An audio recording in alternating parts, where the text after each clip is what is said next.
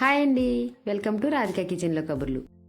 ఈరోజు మన కిచెన్లో జంతికలు చేసుకుందామండి. అది కూడా ఆయిల్ పీల్చకుండా. జంతికలు అంటే అందరికీ ఇష్టం. మా ఇంట్లో కూడా మా పిల్లలకి మా హస్బెండ్కి బాగా ఇష్టం. జంతికలు టీ టైం స్నాక్ కింద, టైంపాస్ స్నాక్ కింద కూడా చాలా బాగుంటాయి. మరి ఇవి గుల్లగా కరకరలాడుతూ కొంచెం కూడా ఆయిల్ పీల్చకుండా ఎలా చేయాలో మీరు కూడా చూసేయండి. ఆయిల్ చూడండి, చేతికి కొంచెం కూడా అంటుకోలేదు. మరి ఈ జంతికల కోసం స్టవ్ మీద డీప్ ఫ్రైకి సరిపడా ఆయిల్ పెట్టుకుని స్టవ్ లో ఫ్లేమ్లో పెట్టుకుని ఉంచుకోండి. ఈ ఆయిల్ హీట్ అయ్యేలోపు మనం పిండిని కలుపుకుందాం. కొలత కోసం ఒక బౌల్ తీసుకుని అందులోకి శనగపిండి వేసుకుందాం. బౌల్లోకి 1/2 వంతు శనగపిండి వేసుకుందాం. శనగపిండి కొలతలో వచ్చేసి 750 గ్రామ్స్ వరకు ఉందండి. ఇప్పుడు మిగిలి ఉన్న 1/2 వంతులోకి మెత్తగా ఆడిచ్చిన బియ్యం పిండి వేసుకుందాం. కొలతలో వచ్చేసి బియ్యం పిండి 350 గ్రామ్స్ ఉందండి. శనగపిండి క్వాలిటీని బట్టి కూడా జంతికలు బాగా వస్తాయండి. కప్స్తో అయినా కొలిచి చూపించవచ్చండి, కానీ ఇలా బౌల్తో చూపిస్తే మీకు ఈజీగా అర్థమవుతుందని ఇలా చూపిస్తున్నాను. బౌల్లోకి 1/2 వంతు శనగపిండి, మిగిలిన 1/2 వంతు బియ్యం పిండి వేసుకుని కలుపుకోవడానికి వీలుగా ఉండే బేసిన్లోకి వేసుకోండి. అలాగే ఇందులోకి రుచికి సరిపడా ఉప్పు, నేను 1 స్పూనున్నర కారం వేస్తున్నానండి. మీరు కారం వద్దు అనుకుంటే పచ్చిమిర్చిని మిక్సీ పట్టి ఆ వాటర్ అయినా పోసుకోవచ్చు. అలాగే వాముని మిక్సీ పట్టి ఆ పౌడర్ని కూడా 1 టీ స్పూన్ వేసుకోవాలి. అన్నీ వేసుకున్నాక ఒకసారి బాగా మిక్స్ చేసుకుందాం. జంతికలు చేయడం చాలా ఈజీ అండి, అందరికీ వచ్చు కూడా. కానీ మనం చేసేటప్పుడు ఆయిల్ పీల్చేస్తే తినేటప్పుడు బాగానే ఉంటాయి, కానీ తిన్నాక వెగుటుగా ఉంటుంది కదా. ఆయిల్ పీల్చకుండా ఉండాలంటే ఈ పద్ధతిలో ట్రై చేయండి. ఇప్పుడు మనం స్టవ్ మీద ముందే ఆయిల్ పెట్టి ఉంచాం కదా, ఆ ఆయిల్ బాగా హీట్ అయింది. అందులోంచి 3 టేబుల్ స్పూన్ల వరకు ఆయిల్ వేసుకుని బాగా మిక్స్ చేసుకోవాలి. మనం తీసుకునే పిండిని బట్టి ఆయిల్ వేసుకుంటే సరిపోతుంది. నేను తీసుకున్న పిండికి 3 టేబుల్ స్పూన్ల ఆయిల్ వరకు పట్టింది.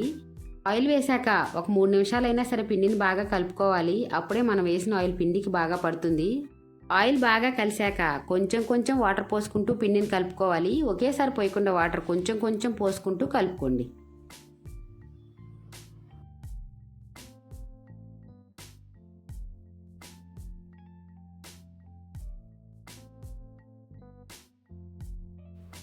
పిండి మరీ గట్టిగా కలుపుకూడదండి, అలా అని పలుచగా కలుపుకూడదు. మనం కలిపాక చూస్తే ఇలా మనం వేళ్ళతో ప్రెస్ చేస్తే వేళ్ళు కొంచెం లోపలికి వెళ్ళాయి అంటే మనం పిండి బాగా కలిపినట్టు.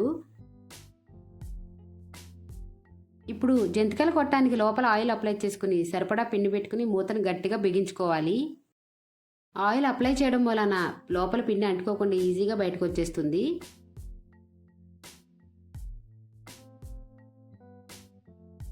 మనం స్టవ్ మీద ఆయిల్ ముందే పెట్టుకుని ఉంచుకున్నాం కాబట్టి ఆయిల్ హీట్ అయ్యిందే లేదో ఒకసారి చెక్ చేసుకుని జంతికలు ఒత్తుకోవాలి. ఇలా ఒత్తేటప్పుడు చేతికి వేడి వచ్చేస్తుంది అనుకుంటే ఏదైనా గరిటె మీద ఒత్తుకునైనా ఆయిల్లో వేసుకోవచ్చండి.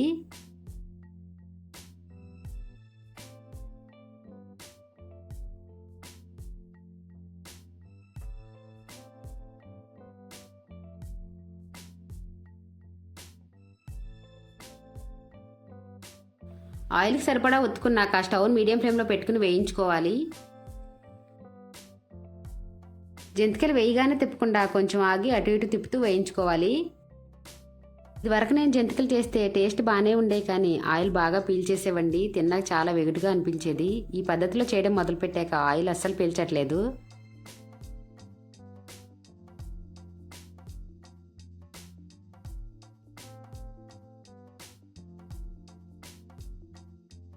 రెండు వైపులా తిప్పుకుని ఆయిల్లో బబుల్స్ రావడం ఆగిపోయాయి అంటే జంతికలు వేగిపోయినట్టేనండి. ఇప్పుడు వీటిని తీసేసుకుందాం.